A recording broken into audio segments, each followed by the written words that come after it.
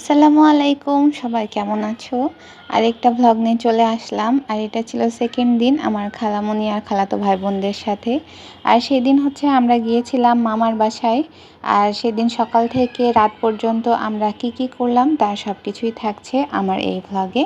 আমি এই ভ্লগটা শুরু করছি একদম রাত থেকে। সেদিন রাত্রে আবার আমার ক্ষুধা লেগে গেছিলো, আর আমি ইদানিং ক্ষুধা একদমই সহ্য করতে পারছি না। এই জন্য দেখতেই পাচ্ছ প্রায় 12টা বেজেই গেছে।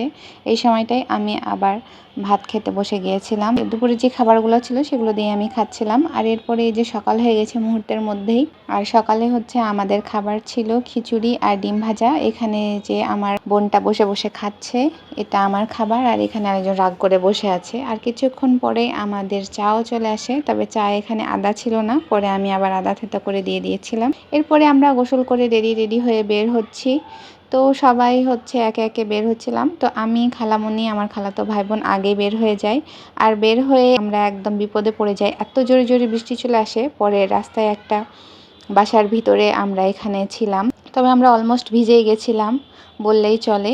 তো কিছুক্ষণ ওইখানে দাঁড়িয়ে থেকে দেখি বৃষ্টি থামেই না। পরে আমরা বাসায় চলে আসি, বাসায় এসে আবার ড্রেস চেঞ্জ করে নিই। আর যে দেখতেই পাচ্ছ বৃষ্টির পরে কি সুন্দর রোদ উঠেছে। এখন আবার নতুন করে আমরা বের হচ্ছি। আর কিছুক্ষণ পরে আমরা মামার বাসায় চলে এসেছি। আর এখানে দেখতেই পাচ্ছ সবাই কথা বলাবলি করছে, বাচ্চারা খেলাধুলা করছে। তো এখানে আমরা কিছুক্ষণ বসে থাকলাম, বাকি সবাই আম্মুরা আস্তে আস্তে আসলো। এরপরে এখানে আমাদের খাবার টেবিলে দিয়ে দেওয়া হলো। এই তো ছিল মেনু: ইলিশ মাছ ভাজা, ডিম ভুনা, গরুর গোস্ত, পোলাও, আর তারপরে ছিল দই আর স্প্রাইট। তো এখানে মামা প্রথমে যখন গ্লাসের মধ্যে দিচ্ছিল তখন যে উপর থেকে ফেনা হয়ে ওঠে না, এই ক্লিপটা আমি নিতে চাচ্ছিলাম, কিন্তু আমার মোবাইল ক্যামেরা অন করার আগেই মামা আগেই ঢেলে দিয়েছে। পরে আর ওই সুন্দর জিনিসটা আমি আসলে নিতে পারিনি। আর এখানে দেখতে পাচ্ছ বাচ্চারা কী রকম রিস্কিভাবে খেলাধুলা করছে। তারপরে আমরা কিছুক্ষণ বসে থাকি। পরে আবারও বিকালে এতগুলো নাস্তা খেতে দেয় আমাদেরকে, যার মধ্যে আমরা সবাই একদম গপ গপ করে কেকটা খেয়ে ফেলেছিলাম। কেকটা এত মজা ছিল, বাকি পরে আমি আর টক জিনিস কিছু খাইনি, কারণ আমাদের দুধ চা ছিল। আর চাটা অনেক টেস্টি হয়েছিল, মামি বানিয়েছিল আমাদের সবার জন্য চা।